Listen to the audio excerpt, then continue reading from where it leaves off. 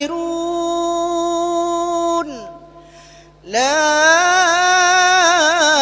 إله إلا الله وحده صدق وعده ونصر عبده وأعز جنده وهزم الأحزاب وحده لا إله إلا الله والله أكبر الله أكبر ولله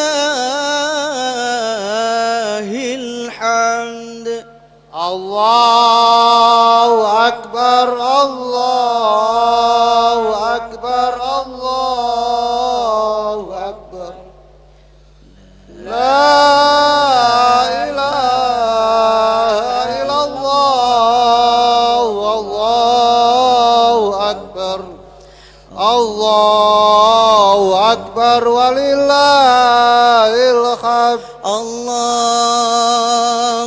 أكبر الله أكبر الله أكبر لا إله إلا الله والله أكبر الله أكبر ولله الحمد. الله أكبر الله أكبر الله أكبر لا إله إلا الله والله أكبر الله أكبر ولله الحمد. الله أكبر الله أكبر الله أكبر لا إله إلا الله والله أكبر الله أكبر ولله الحمد. الله أكبر الله أكبر الله أكبر لا إله إلا الله والله أكبر الله أكبر ولله الحمد. الله أكبر الله أكبر الله أكبر لا إله إلا الله والله أكبر الله أكبر ولله الحمد. الله أكبر الله أكبر الله أكبر لا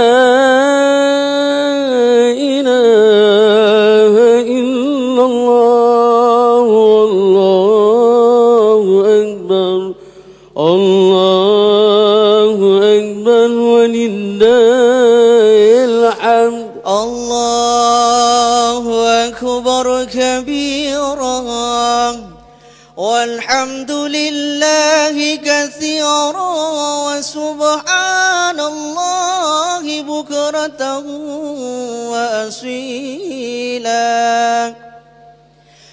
لا إله إلا الله ولا نعبد إلا إياه مخلصين له الدين ولو كره الكافرون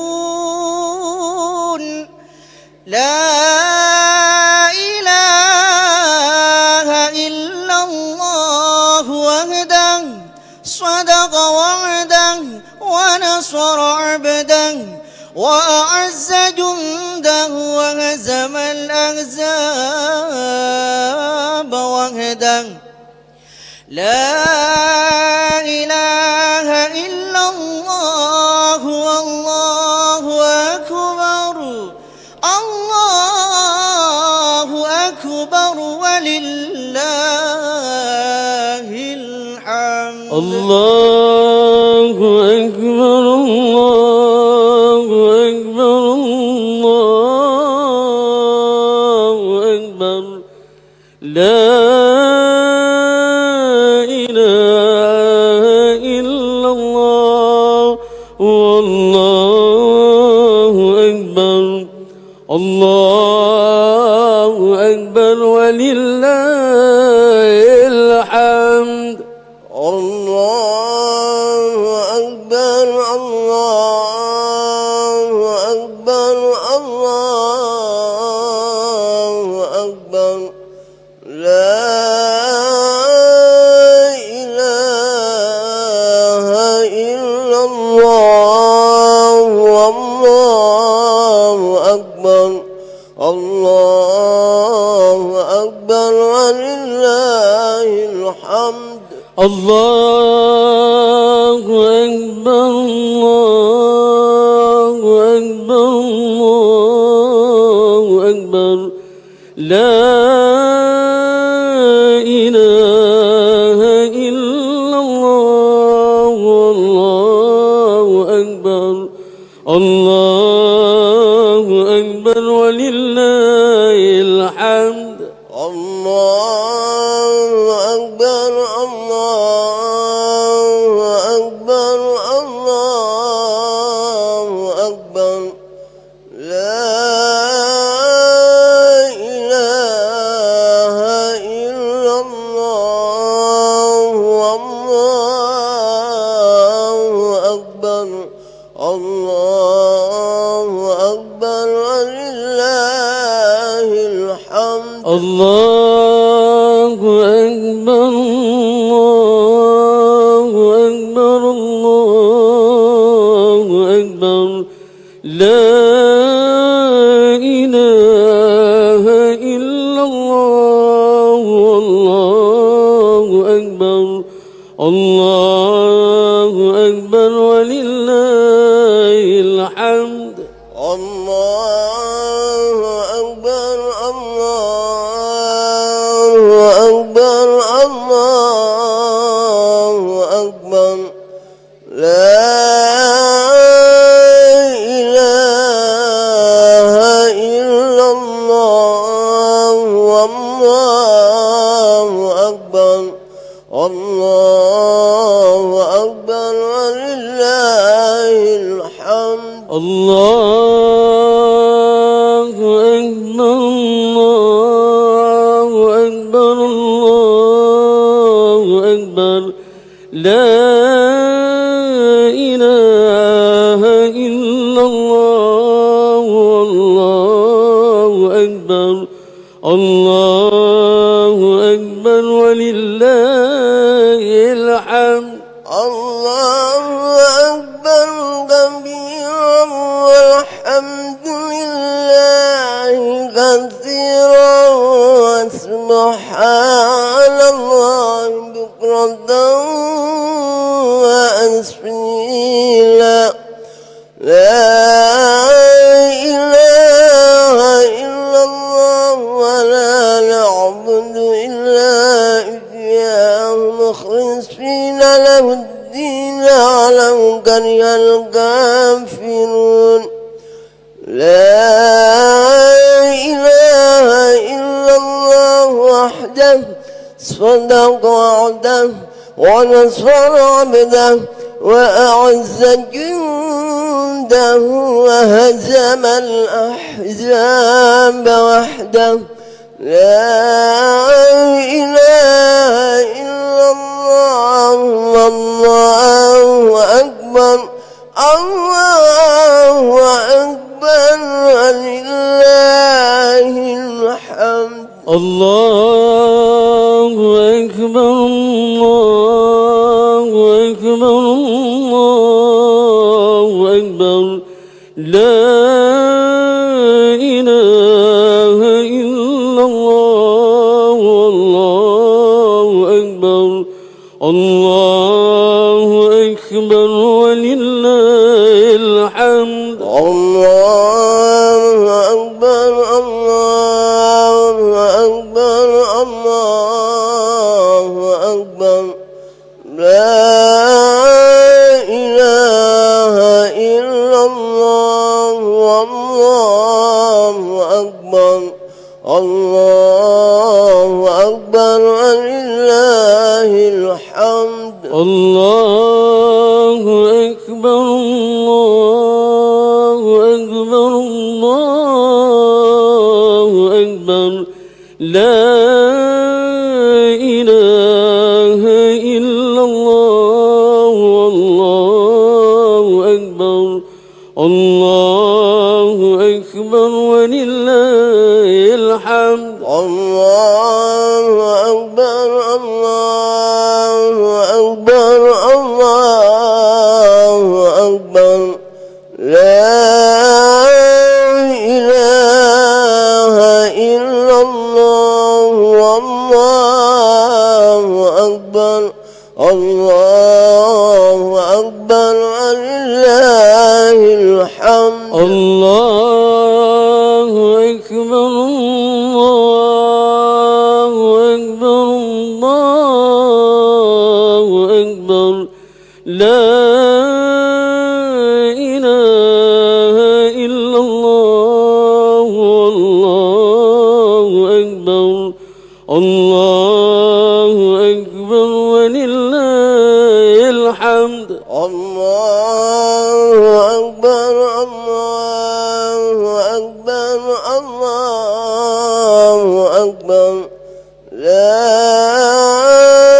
إله إلا الله والله أكبر الله أكبر ولله الحمد. الله أكبر الله أكبر الله أكبر لا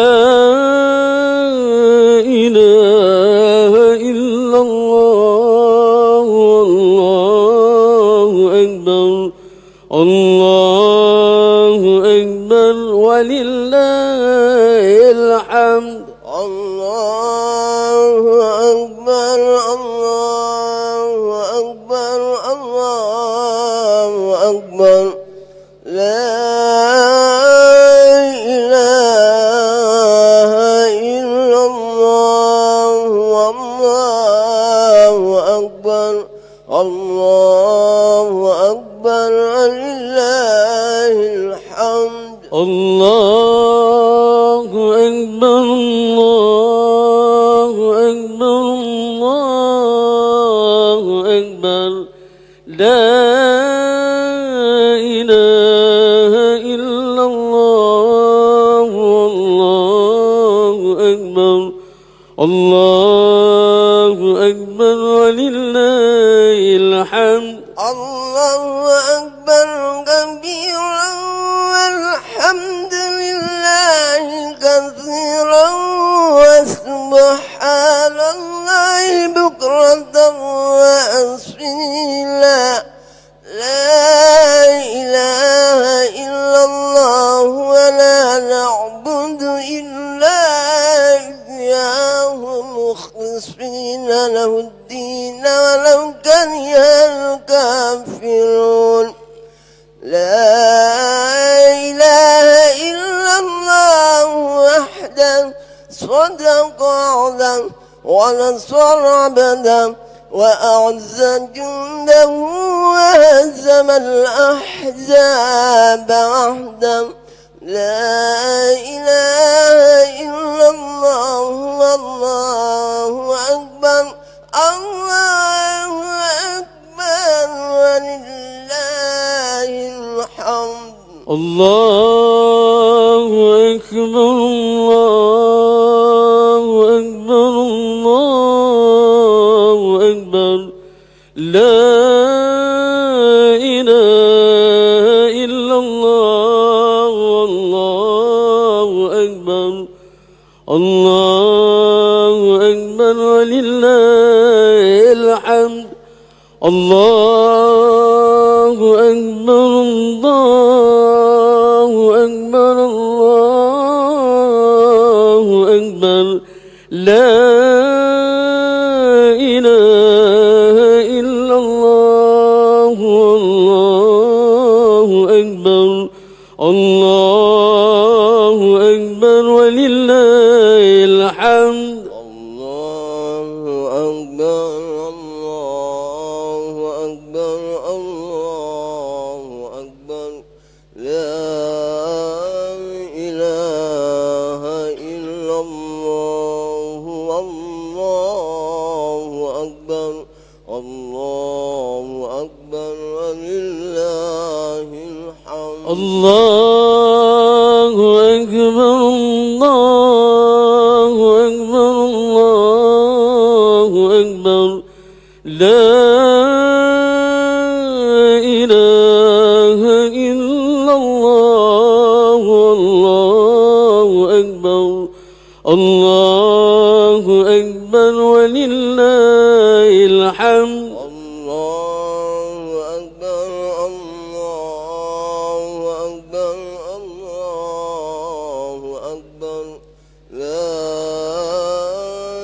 إله إلا الله والله أكبر الله أكبر ولله الحمد الله أكبر الله أكبر الله أكبر لا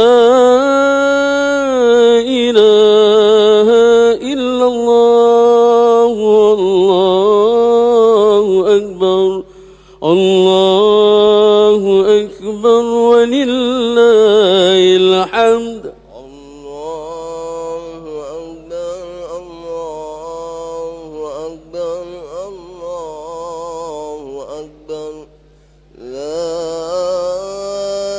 إله إلا الله والله أكبر الله أكبر ولله الحمد الله أكبر كبيرا الحمد لله كثيرا وسبحان الله بكرة وأصيلا لا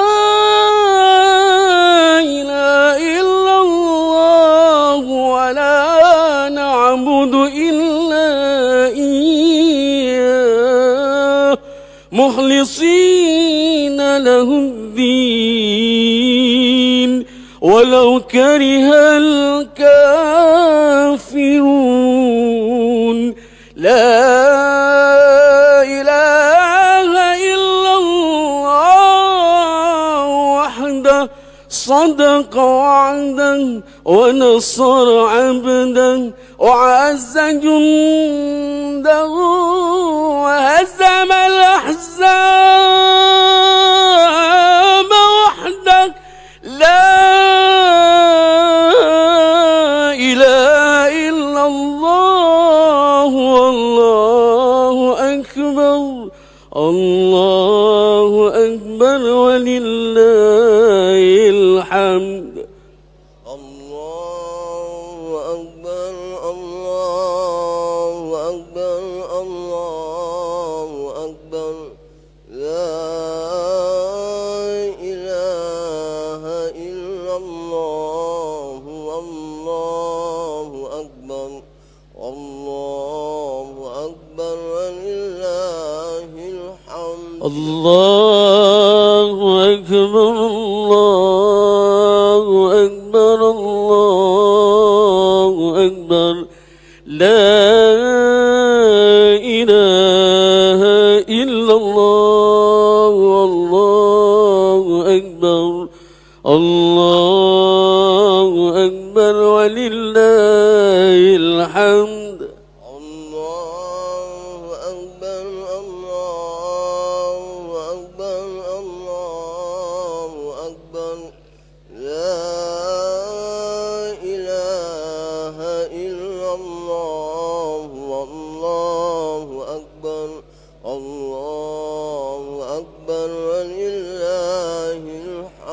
الله أكبر الله أكبر الله أكبر لا إله إلا الله والله أكبر الله أكبر ولله الحمد الله أكبر الله أكبر الله أكبر لا إله إلا الله والله أكبر الله أكبر ولله الحمد الله أكبر الله أكبر الله أكبر لا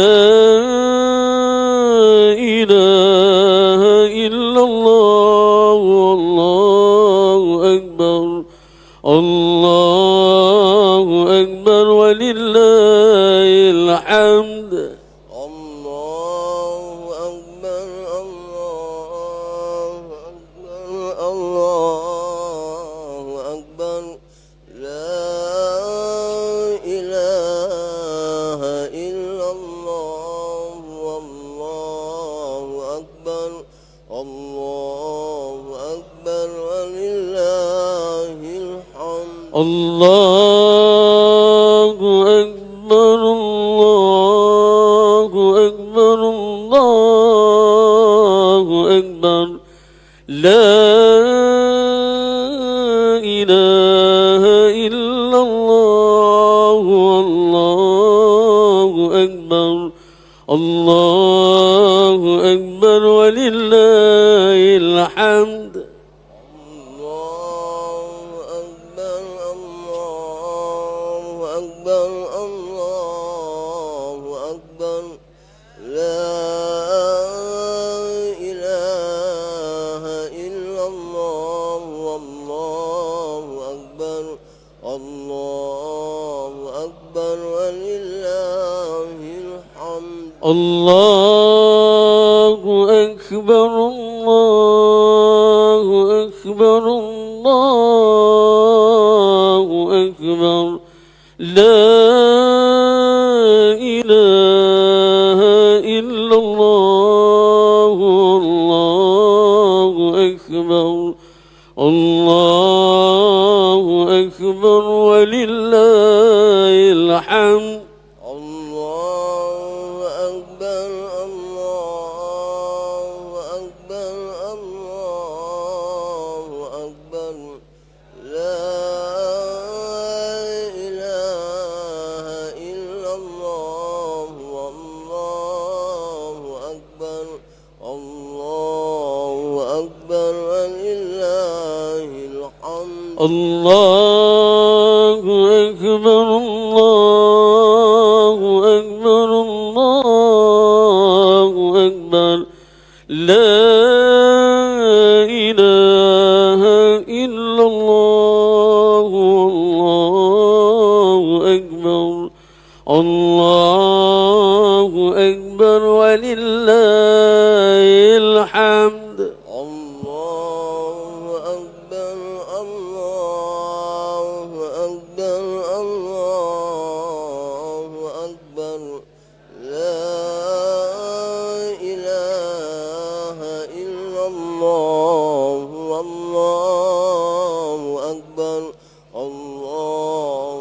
أكبر ولله الحمد الله أكبر كبيرا والحمد لله كثيرا وسبحان الله بكرة وأصيلا لا إله إلا الله ولا نعبد إلا إياه مخلصين له الدين ولو كره الكافرون لا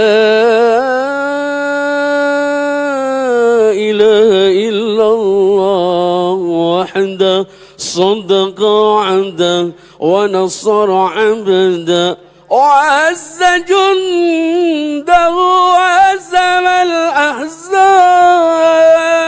وحده لا إله إلا الله والله أكبر الله أكبر ولله الحمد الله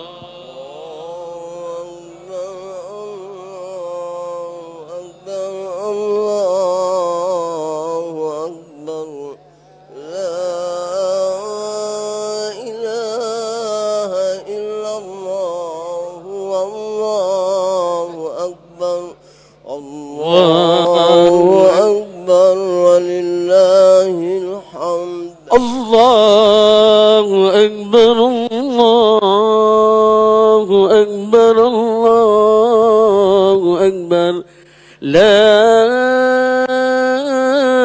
إله إلا الله الله أكبر الله أكبر ولله الحمد الله أكبر الله أكبر الله أكبر لا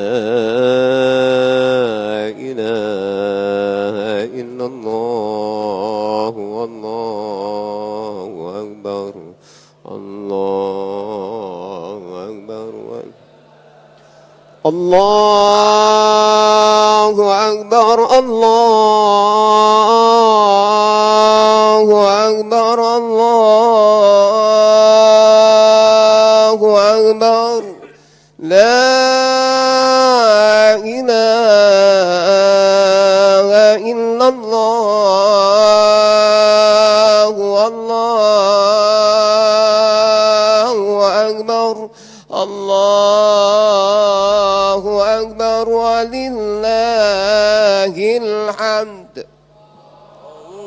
الله أكبر الله أكبر الله أكبر لا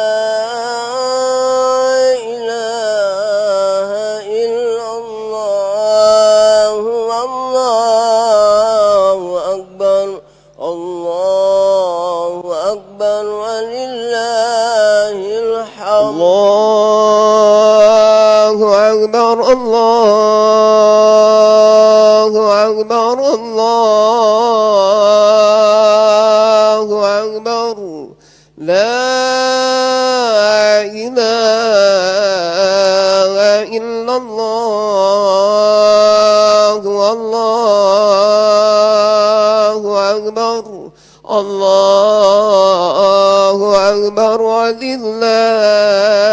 أكبر الله أكبر ولله الحمد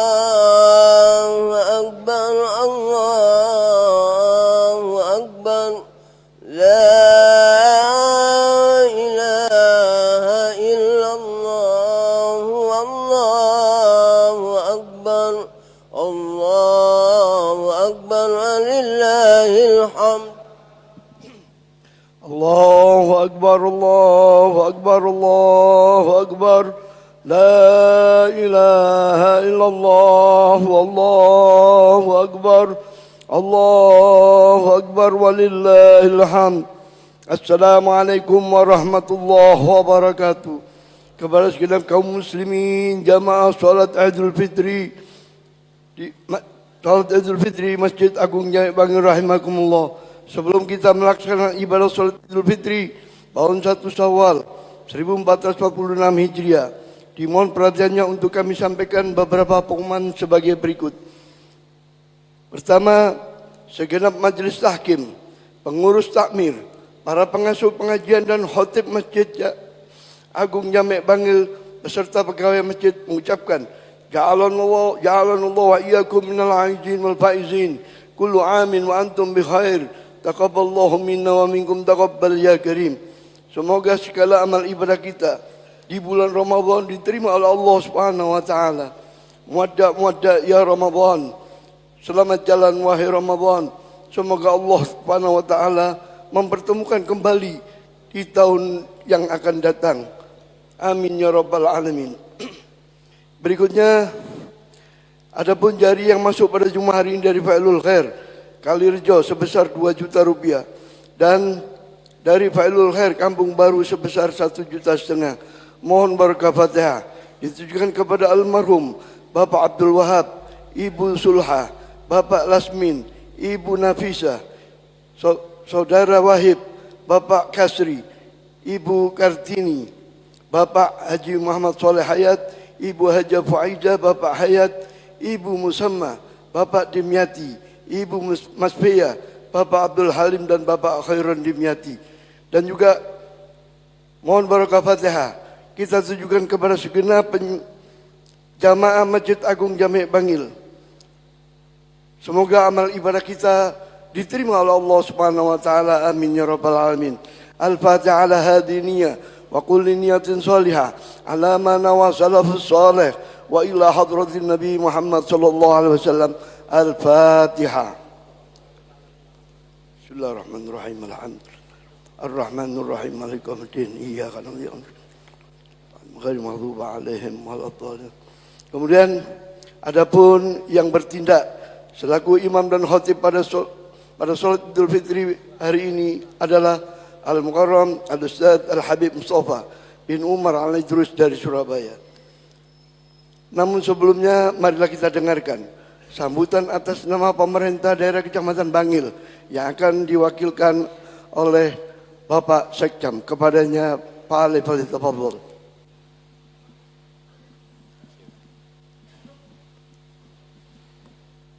Bismillahirrahmanirrahim. Assalamualaikum warahmatullahi wabarakatuh. Bismillahirrahmanirrahim. Wassalatu wassalamu ala asrafil anbiya wal mursalin sayyidina Muhammadin wa ala alihi washabihi ajma'in. Amma ba'd. Hadratal mukarramin, para alim, para kiai, para ustaz yang saya hormati dan yang saya muliakan, wabil khusus Al Habib Mustafa yang saya hormati dan yang saya muliakan, dan seluruh jamaah salat Id di Masjid Agung yang berbahagia.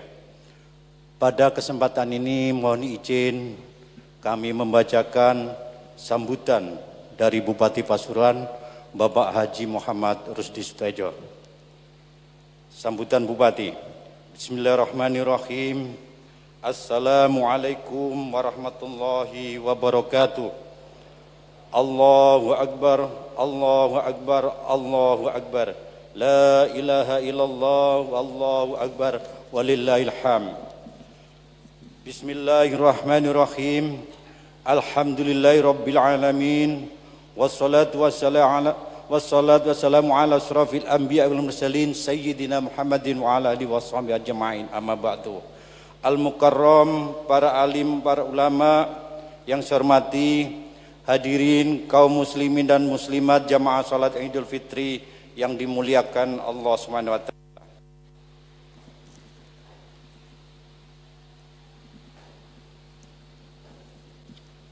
Puji syukur alhamdulillah kita dipersembahkan kehadirat Allah Subhanahu wa taala atas nikmat iman, nikmat sehat, nikmat umur, nikmat ukhuwah serta limpahan nikmat lainnya, sehingga kita dapat berkumpul di tempat ini dalam suasana yang bahagia dan khidmat, diiringi dengan berkumandangnya takbir, tahmid dan tahlil.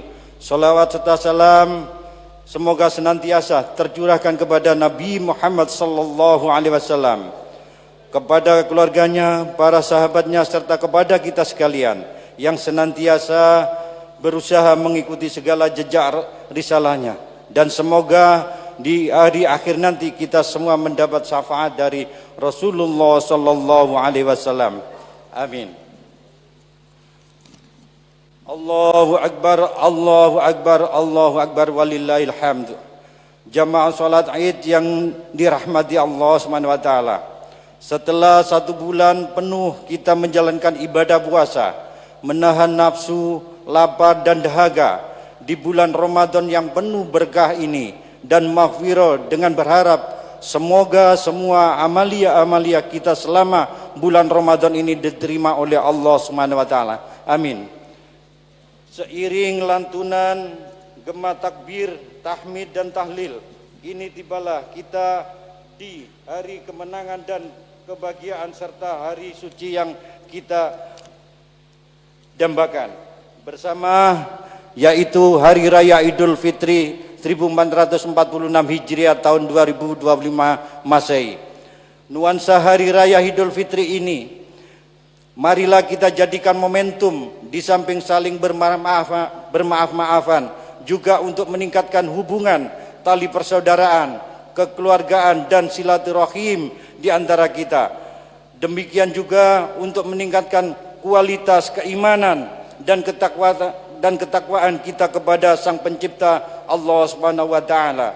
Untuk itu tepat kiranya kita mengalunkan takbir, tahmid dan tahlil pada hari ini, mengagungkan asma Allah dengan memuji serta mensyukuri segala rahmat dan kebahagiaan yang telah kita terima bersama. Dengan senantiasa kita berharap dan semoga kita masih berkesempatan bertemu kembali dengan Ramadan dan Idul Fitri yang akan datang. Kaum muslimin wal muslimat yang berbahagia, pada kesempatan yang mulia ini, dalam suasana memperingati Hari Raya Idul Fitri 1 Syawal 1446 Hijriah, saya atas nama pribadi, keluarga dan sekaligus pemerintah daerah Kabupaten Pasuruan mengucapkan selamat Hari Raya Idul Fitri 1 Syawal 1446 Hijriah. Taqabbalallahu minna wa minkum taqabbal ya karim minal aidin wal faizin. Mohon maaf lahir dan batin atas segala dan kekhilafan. Pada kesempatan ini pula kami memohon doa restu dan dukungan dari para alim ulama dan seluruh masyarakat Kabupaten Pasuruan, agar di dalam memimpin Kabupaten Pasuruan diberikan kemudahan, kelancaran dan kesuksesan dalam rangka menuju Kabupaten Pasuruan yang maju dan sejahtera. Demikian sambutan yang dapat saya sampaikan. Terima kasih atas segala perhatian, mohon maaf atas segala kekurangan. Semoga Allah menerima amal ibadah kita selama bulan suci Ramadan dan senantiasa melindungi serta meridhoi kita semua. Amin amin ya rabbal alamin. Wallahul muwaffiq ila aqwamit thoriq. Wassalamualaikum warahmatullahi wabarakatuh. Demikian sambutan dari Bapak Bupati Pasuruan Haji Muhammad Rusdi Sudajau. Dan dari kami segala kekurangannya kami mohon maaf. Wallahul muwaffiq ila aqwamit thoriq. Wassalamualaikum warahmatullahi wabarakatuh. Allahu Akbar, Allahu Akbar, Allahu Akbar.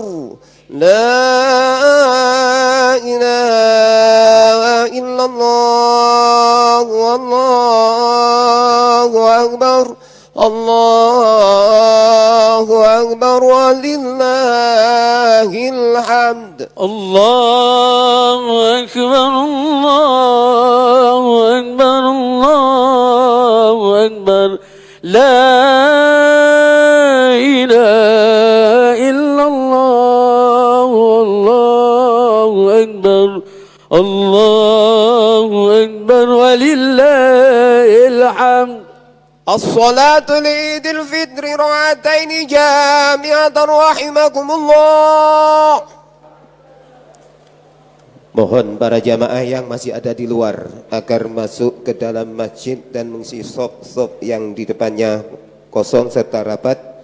Bagi adik-adik yang di lantai atas jangan sekali-kali bergurau dan bertepuk tangan. Monggo ibu-ibu bisa di lantai atas dan mengisi masih jalannya menuju lewat selatan. Monggo bapak-bapak maju-maju secara rapat.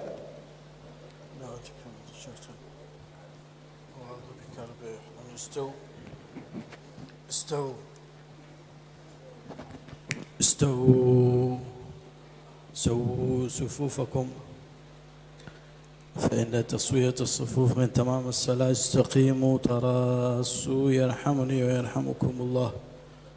ساووا الأقدام أكملوا الصف الأول فالأول سدوا الفرج. softnya dirapatkan, yang kosong diisi. Jangan sholat bersebelahan dengan wanita. Stop.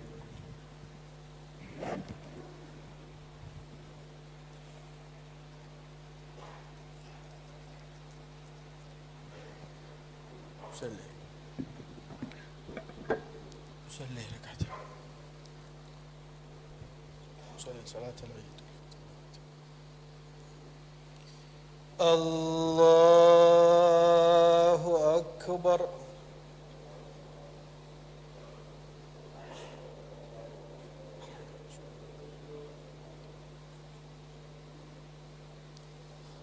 الله أكبر.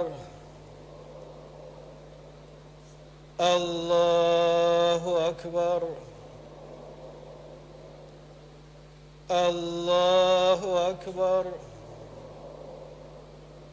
الله أكبر. الله أكبر. الله أكبر. الله أكبر.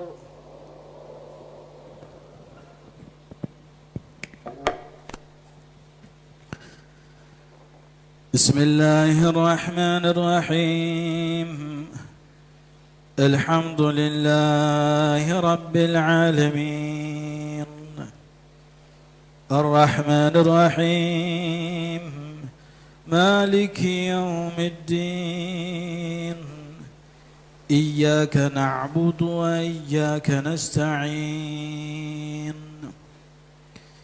اهدنا الصراط المستقيم. صراط الذين أنعمت عليهم غير المغضوب عليهم ولا الضالين.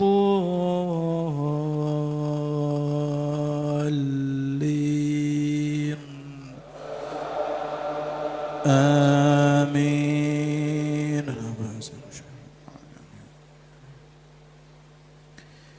بسم الله الرحمن الرحيم. سبح اسم ربك الأعلى الذي خلق فسوى والذي قدر فهدى والذي أخرج المرعى فجعله غثاء أحوى. سنقرئك فلا تنسى إلا ما شاء الله إنه يعلم الجهر وما يخفى. ونيسرك لليسرى فذكر إن نفعت الذكرى. سيذكر من يخشى ويتجنبها الأشقى الذي يصلى النار الكبرى ثم لا يموت فيها ولا يحيا. قد أفلح من تزكى وذكر اسم ربه فصلى. بل تؤثرون الحياة الدنيا والآخرة خير وأبقى. إن هذا لفي الصحف الأولى صحف إبراهيم وموسى. الله أكبر.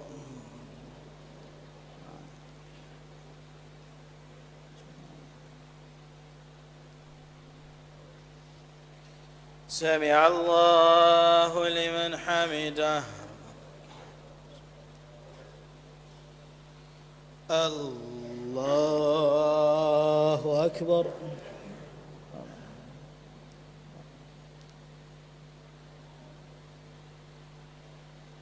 الله أكبر.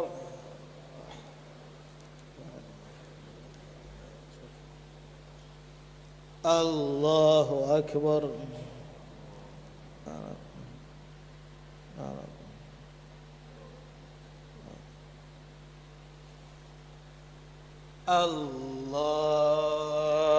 الله أكبر. الله أكبر. الله أكبر الله أكبر الله أكبر الله أكبر. بسم الله الرحمن الرحيم. الحمد لله رب العالمين الرحمن الرحيم ملك يوم الدين. إياك نعبد وإياك نستعين اهدنا الصراط المستقيم صراط الذين أنعمت عليهم غير المغضوب عليهم ولا الضالين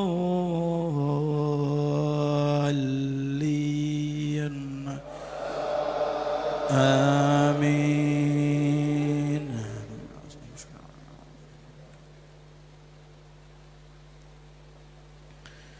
بسم الله الرحمن الرحيم. هل أتاك حديث الغاشية وجوه يومئذ خاشعة عاملة ناصبة تسلى نارا حامية تسقى من عين آنية ليس لهم طعام إلا من ضريع لا يسمن ولا يغني من جوع. وجوه يومئذ ناعمة لسعيها راضية في جنة عالية لا تسمع فيها لاغية فيها عين جارية فيها سرر مرفوعة وأكواب موضوعة ونمارق مصفوفة وزرابي مبثوثة. أفلا ينظرون إلى الإبل كيف خلقت وإلى السماء كيف رفعت وإلى الجبال كيف نصبت وإلى الأرض كيف سطحت فذكر إنما أنت مذكر لست عليهم بمسيطر إلا من تولى وكفر فيعذبه الله العذاب الأكبر. إن إلينا إيابهم ثم إن علينا حسابهم. الله أكبر.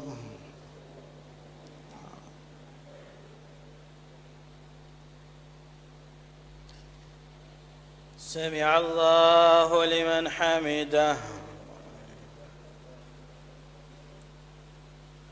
الله أكبر.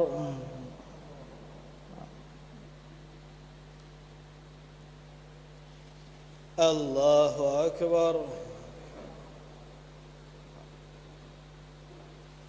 الله أكبر.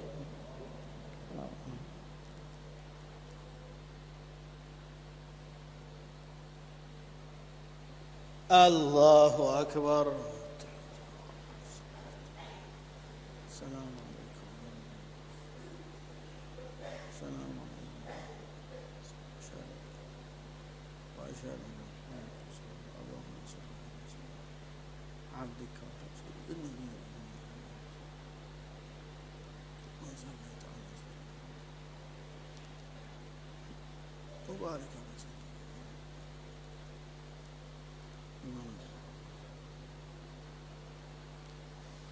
السلام عليكم ورحمة الله. السلام عليكم ورحمة الله.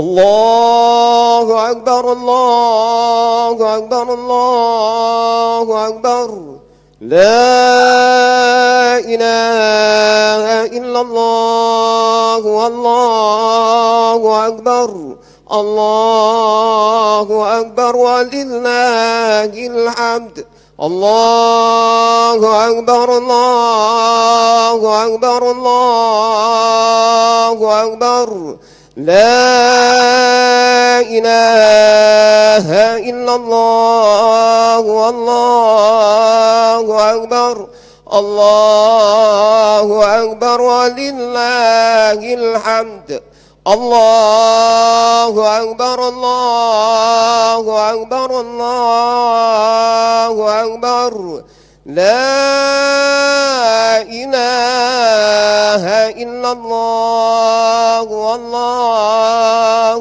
أكبر الله أكبر ولله الحمد.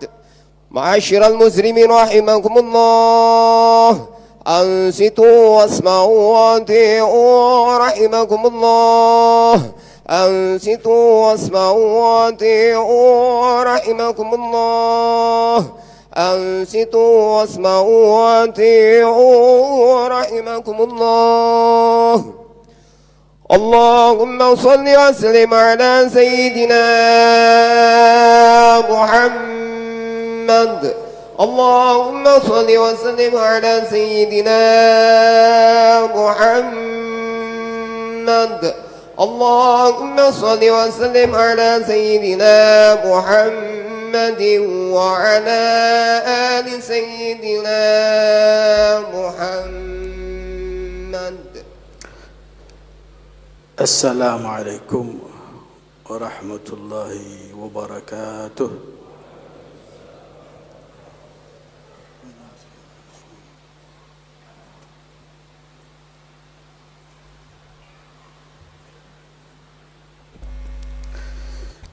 الله أكبر الله أكبر الله أكبر الله أكبر الله أكبر الله أكبر الله أكبر الله أكبر الله أكبر كبيرا والحمد لله كثيرا وسبحان الله بكرة وأصيلا.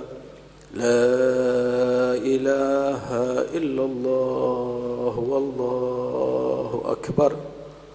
الله أكبر ولله الحمد. الحمد لله، الحمد لله ذي الجلال والإكرام، ذي الطول والإنعام، وأشهد أن لا إله إلا الله وحده لا شريك له، شهادة تشهد على نعمه التي تتوالى علينا في الليالي والأيام. وأشهد أن سيدنا محمدًا عبده ورسوله، أفضل من صلى وزكى وحج وصام. اللهم وأصلي وأسلم على سيدنا وحبيبنا وشفيعنا وقرة أعيننا ومقتدانا ومصطفانا محمد، خاتم النبيين وإمام المرسلين وصاحب الحجج القاطعة والبراهين، وعلى آله المطهرين وأصحابه الأكرمين والتابعين لهم بإحسان من يومنا هذا إلى يوم اللقاء والدين. أما بعد، فيا أيها الناس اتقوا الله حق تقاته ولا تموتن إلا وأنتم مسلمون. وما هي إلا عبارة عن امتثال أوامره واجتناب نواهيه، لكنها سبب عظيم لنيل رضا رب العرش الكريم. واعلموا أن يومكم هذا يوم عيد من وفى رمضان فهو فيه سعيد ومن نقص فعليه العذاب الشديد وهو يوم فرح وسرور يجازي الله عبده بالفوز والحبور فيا سعد من لبابه وقف واستغفر إلى مولاه واعترف. معاشر الحاضرين, jamaah Masjid Jami' Bangil yang dirahmati oleh Allah Subhanahu wa taala.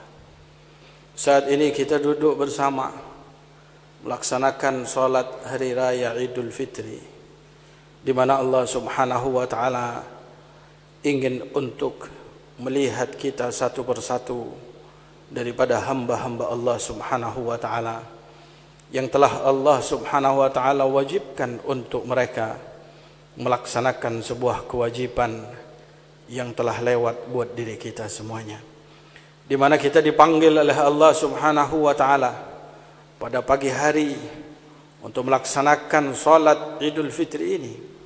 Adalah Allah Subhanahu wa taala ingin untuk memberikan balasan kepada mereka yang telah melaksanakan kewajiban tersebut dengan sebaik-baiknya. Oleh karena itu, pantas bagi mereka yang datang ke tempat ini ketika dia sudah mengenalkan dirinya kepada Allah di saat-saat sebelum datangnya daripada Idul Fitri, dia sudah menampakkan dirinya kepada Allah Subhanahu wa taala di saat mereka datang ke masjid untuk melaksanakan salat tarawih di bulan suci Ramadan.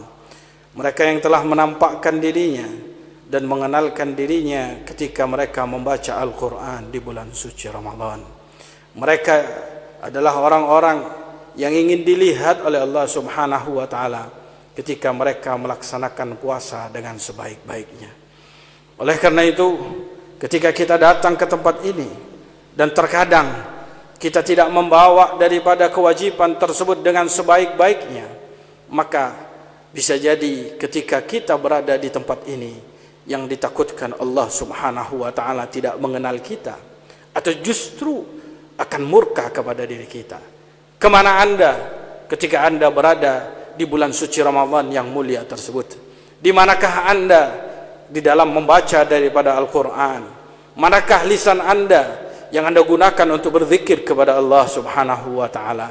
Di manakah Anda ketika Anda diwajibkan oleh Allah Subhanahu wa taala untuk menahan diri Anda dari berbagai macam kewajiban-kewajiban yang telah Allah Subhanahu wa taala larang buat Anda di bulan suci Ramadan? Karena tak ayalnya bagi mereka, orang-orang yang tidak mau atau bahkan yang mereka tidak melaksanakan kewajiban di bulan suci Ramadan tersebut itu, mereka adalah mungkin orang-orang yang tidak pantas untuk melaksanakan takbiran di hari yang mulia ini. Mereka adalah orang yang tidak pantas untuk bersenang diri di hari yang mulia ini. Bukankah Allah Subhanahu wa taala telah mengatakan di dalam firman-Nya ketika Allah mengatakan syahrul Ramadan alladzi unzila fihil Qur'an, ketika Allah Subhanahu wa taala di akhir ayat mengatakan walitukmilul iddata walitukabbirullaha ala ma hadakum wala'allakum tashkurun. Allah Subhanahu wa taala mengatakan walitukmilul iddah, hendaklah kalian tersebut itu adalah sempurnakan 30 hari 29 hari bulan suci daripada Ramadan tersebut itu. Kemudian Allah mengatakan walitukabbirullaha ala ma hadakum, kemudian takbirlah kepada Allah. Tapi takbir untuk apa? Kata Allah, atas hidayat yang diberikan oleh Allah Subhanahu wa taala yang telah Allah anugerahkan kepada Anda saat di bulan suci Ramadan. Takbir tersebut itu dikaitkan oleh Allah Subhanahu wa taala bagi siapapun yang telah mendapatkan hidayat dari Allah Subhanahu wa taala, yang telah mendapatkan rahmat dari Allah, yang telah mendapatkan maghfirah dari Allah, yang telah dibebaskan. Dan saat ini kita duduk pada saat ini dan Allah melihat kita, Allah sudah siapkan pembebasan dari api neraka Allah Subhanahu wa taala. Ma'asyiral hadirin, jamaah Masjid Jami' Bangil yang dirahmati oleh Allah Subhanahu wa taala. Kita tahu karena sesungguhnya bulan suci Ramadan tersebut itu yang telah lewat buat diri kita pahami bahwa itu adalah hari rahmat bagi siapapun yang memanfaatkan. Karena sesungguhnya siapapun yang tidak mampu untuk memanfaatkan daripada bulan suci Ramadan yang mulia tersebut, maka hari raya tidak pantas untuk dirinya. Hari raya tidak pantas untuk dirayakan buat orang tersebut, karena Allah Subhanahu wa taala murka kepada orang-orang yang seperti ini. Ma'asyiral hadirin, Allahu akbar, Allahu akbar, Allahu akbar, walillahil hamd. Ini adalah sebuah peringatan buat diri kita, untuk kita semuanya nanti di tahun-tahun yang akan datang. Kita akan berharap bulan Ramadan tersebut akan kembali buat diri kita. Tapi ingat, bulan Ramadan tersebut itu bukan bulan rahmah, bukan maghfirah bagi orang-orang yang bermaksiat di dalamnya, bagi orang-orang yang tidak mau untuk mendekatkan diri kepada Allah Subhanahu wa taala di bulan yang mulia itu. Karena Rasulullah sallallahu alaihi wa alihi wasallam mengatakan dalam sebuah periwayatan yang diriwayatkan dengan sanadun sahih, ketika malaikat Jibril datang kepada Rasulullah saat Nabi Muhammad mau naik ke atas mimbarnya, kemudian malaikat Jibril mendatangi Nabi Muhammad, kemudian malaikat Jibril berkata kepada Nabi Muhammad, "Ya Muhammad, ya Rasulullah, innallaha ya'muruni an atiyaka al-an." Allah Subhanahu wa taala telah memerintahkan kepadaku, wahai Muhammad, untuk datang kepadamu saat ini, dan Allah memerintahkan kepadaku untuk aku supaya membacakan daripada doa di depanmu, wahai Muhammad, dan engkau diperintahkan untuk mengamini doa yang akan aku panjatkan. Kemudian Rasulullah sallallahu alaihi wasallam mendengarkan daripada hal tersebut, kemudian Rasulullah mengangguk, kemudian Rasulullah SAW mengiyakan, kemudian malaikat Jibril mengangkat tangannya seraya malaikat Jibril berdoa dengan 3 doa. Di antaranya daripada 3 doa tersebut yaitu adalah ketika malaikat Jibril berkata, "Allahumma man adraka Ramadana min ummati Muhammad walam yughfar lah faqad ab'adahu Allah." Ya Allah, siapapun di antara umat Nabi Muhammad sallallahu alaihi wasallam telah mendapatkan kesempatan di bulan suci Ramadan tersebut untuk bisa menghirup nafas di bulan suci Ramadan yang telah lewat, akan tapi dia tidak mendapatkan rahmat dari Allah Subhanahu wa taala, dia tidak mendapatkan ampunan dari Allah Subhanahu wa taala, dia tidak terbebas dari api neraka Allah Subhanahu wa taala, maka orang tersebut adalah orang yang dilaknat oleh Allah Subhanahu wa taala.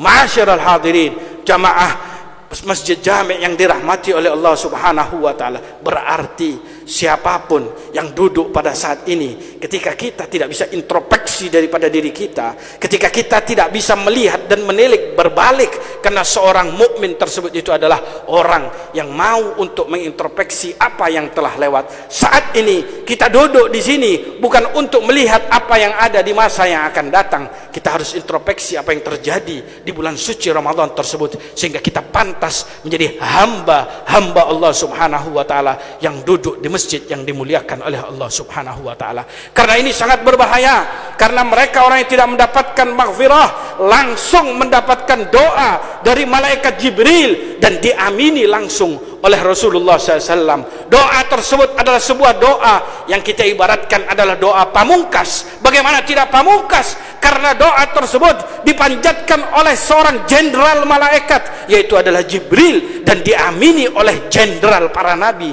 dan para rasul, yaitu adalah Nabi besar Muhammad sallallahu alaihi wa ala alihi wa sahbihi wasallam. Oleh karena itu, ma'asyiral hadirin yang dirahmati oleh Allah, Allahu akbar, Allahu akbar, Allahu akbar, walillahil hamd. Ini adalah sebuah peringatan buat diri kita semuanya. Kita berharap bahwa kita bisa berjumpa dengan bulan suci Ramadan tersebut itu. Ya, kita berharap di tahun-tahun yang akan datang kita bisa berjumpa. Apakah ada yang bisa memastikan bahwa kita akan bertemu dengan bulan suci Ramadan di tahun yang akan datang?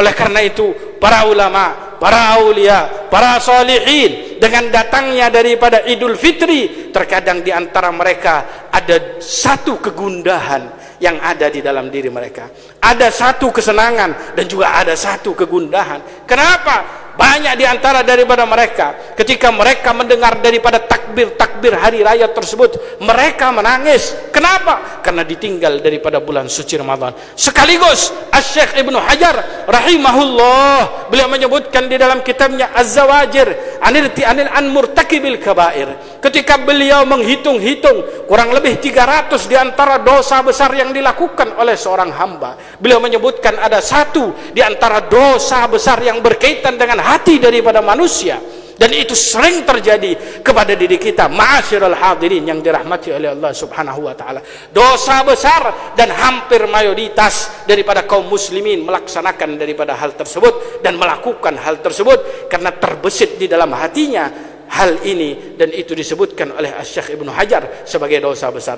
Apakah dosa tersebut? Asy-Syaikh Ibnu Hajar rahimahullah, beliau mengatakan bahwa man tamanna zawala Ramadan, barang siapa yang dia berangan-angan bahwa Ramadan tersebut itu cepat lekas untuk pergi, hilang di antara diri kita, itu sudah termasuk daripada dosa besar. Berapa banyak di antara diri kita, jangankan kita berada di bulan suci Ramadan, bahkan sebelum datangnya bulan suci Ramadan, kita tidak pernah menghitung di kalender kita kapan datang daripada bulan Ramadan. Tapi justru yang kita hitung adalah hari ini, yaitu adalah hari raya. Kapan akan datang daripada hari raya? Kita seakan-akan bersenang dengan datangnya daripada hari raya. Memang benar, ini adalah hari kesenangan, tapi bukan untuk siapapun, bukan untuk setiap daripada umat Nabi. Ini adalah hari kesenangan bagi siapapun yang telah melaksanakan apa yang Allah Subhanahu wa taala perintahkan untuknya di hari yang mulia ini,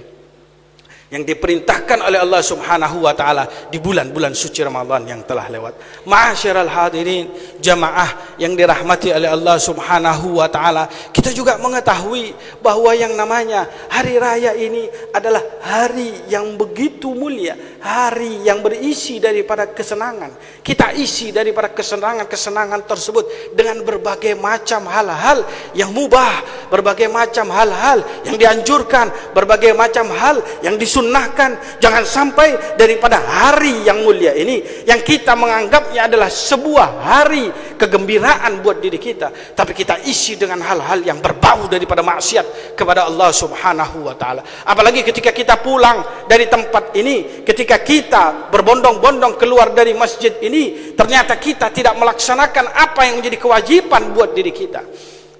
Kita tidak melaksanakan daripada hal yang seharusnya kita laksanakan, yaitu kepada keluarga kita. Bagaimana kita bisa untuk duduk bersama dengan mereka, tapi hati bersih daripada hikid, hati bersih daripada hasud, hati bersih daripada rasa sombong, hati bersih daripada rasa benci, hati bersih dari berbagai macam daripada penyakit-penyakit yang ada di dalam hati kita. Atau bahkan justru kita keluar dari tempat ini yang seharusnya kita bersenang-senang, tapi justru kita berbangga dan bahkan bersaing di dalam memakai daripada pakaian, memakai daripada kendaraan, atau justru kita mendiskreditkan, kita menjadi orang-orang yang meremehkan dan merendahkan daripada orang-orang yang ada di sekitar kita, karena sebab dia tidak menggunakan baju yang baru, karena sebab dia tidak mengecat rumahnya, karena sebab dia tidak mendapatkan uang yang banyak, karena dia sebab dan berbagai macam, kita justru meremehkan daripada mereka. Ma'asyiral hadirin, diskreditkan di antara mereka para fuqara dan masakin, atau kita bersaing di dalam sesuatu untuk menjatuhkan antara yang satu dengan yang lainnya. Juga ma'asyiral hadirin yang dirahmati oleh Allah Subhanahu wa taala, di dalam zakatul fitrah tersebut, di mana Allah Subhanahu wa taala mewajibkan kepada kita untuk membayar daripada 1 sa' atau 4 amdad bimubdin Nabi sallallahu alaihi wasallam, atau sekitar 2,5 sampai 3 kilo daripada beras yang kita tunaikan.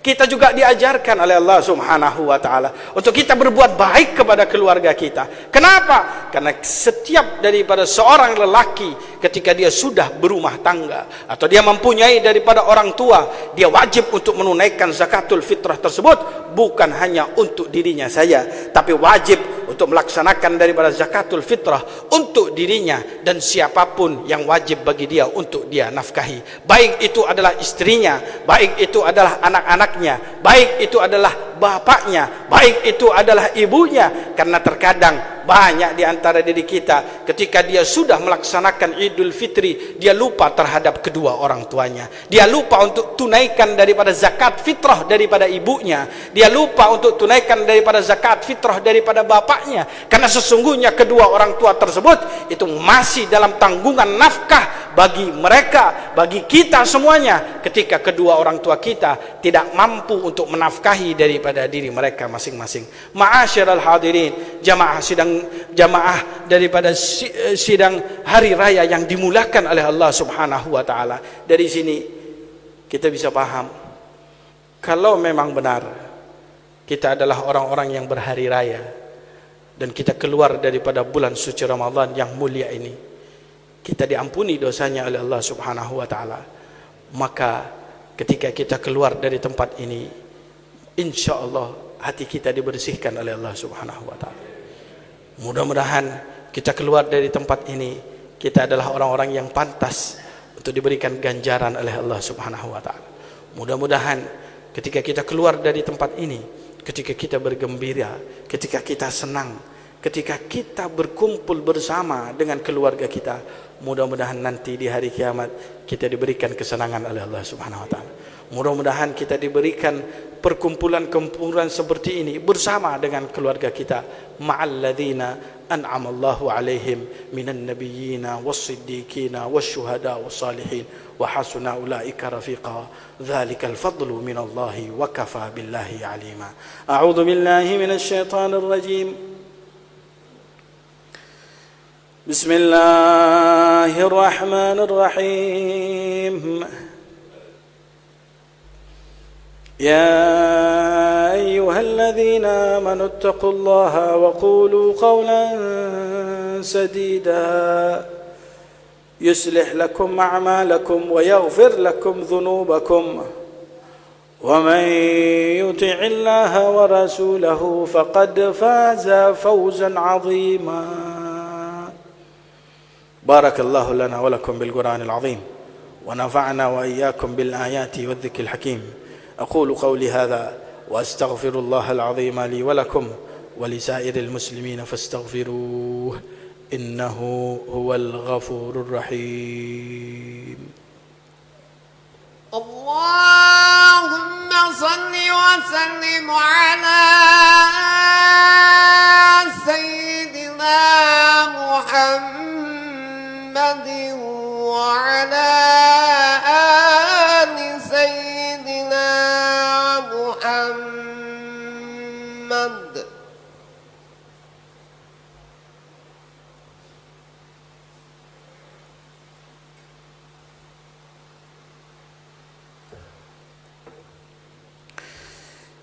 الله أكبر الله أكبر الله أكبر الله أكبر الله أكبر الله أكبر الله أكبر كبيرا والحمد لله كثيرا وسبحان الله بكرة وأصيلا. الحمد لله الحمد لله حمدا كثيرا كما أمر وأشهد أن لا إله إلا الله وحده لا شريك له إدغاما لمن جحد به وكفر وأشهد أن سيدنا محمدا عبده ورسوله سيد الخلائق والبشر.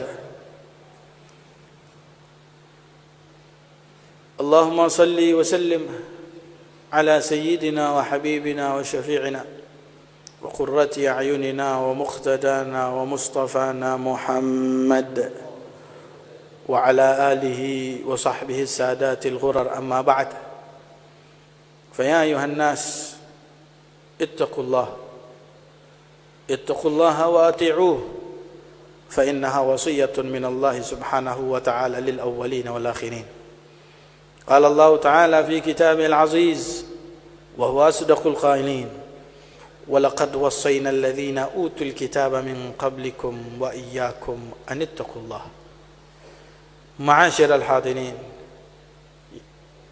jamaah yang dirahmati oleh Allah Subhanahu wa taala.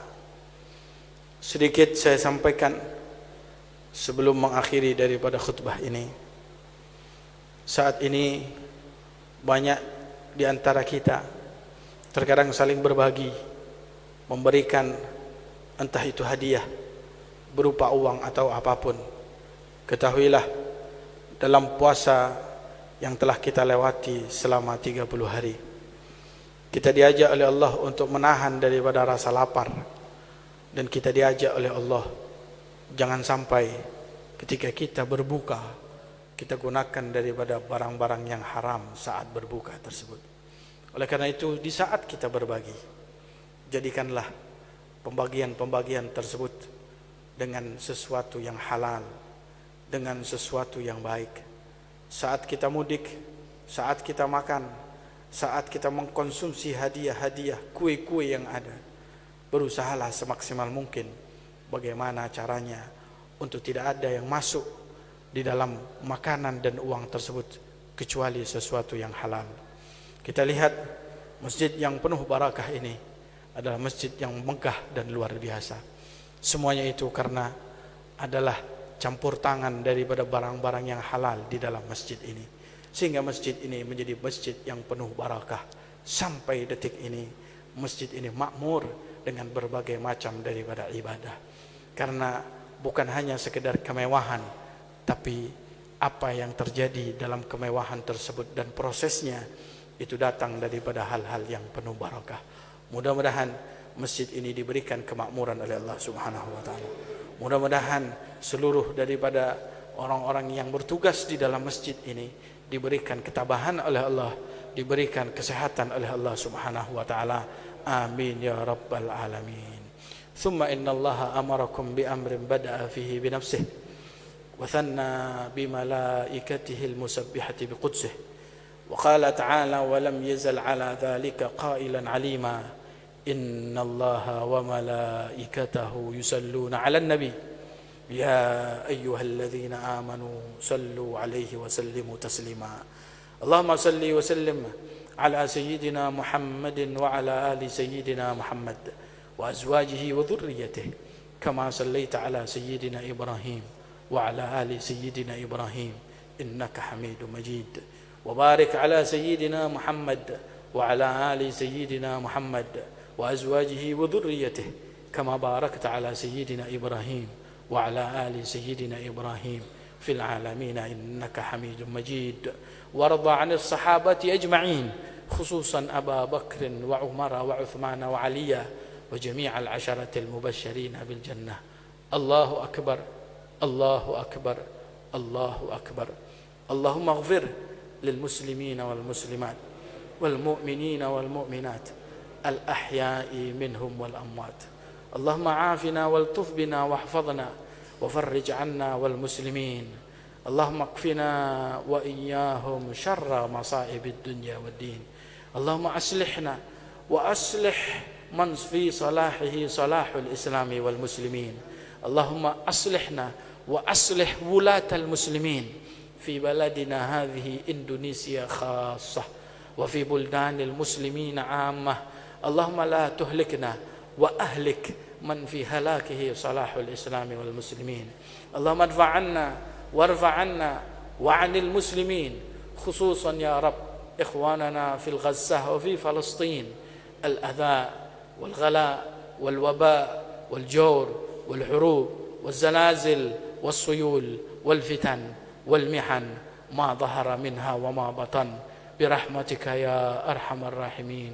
اللهم أعد بركة شهر رمضان علينا سنينا بعد سنين وأعواما بعد أعوام على ما تحب وترضى يا ذا الجلال والإكرام برحمتك يا أرحم الراحمين.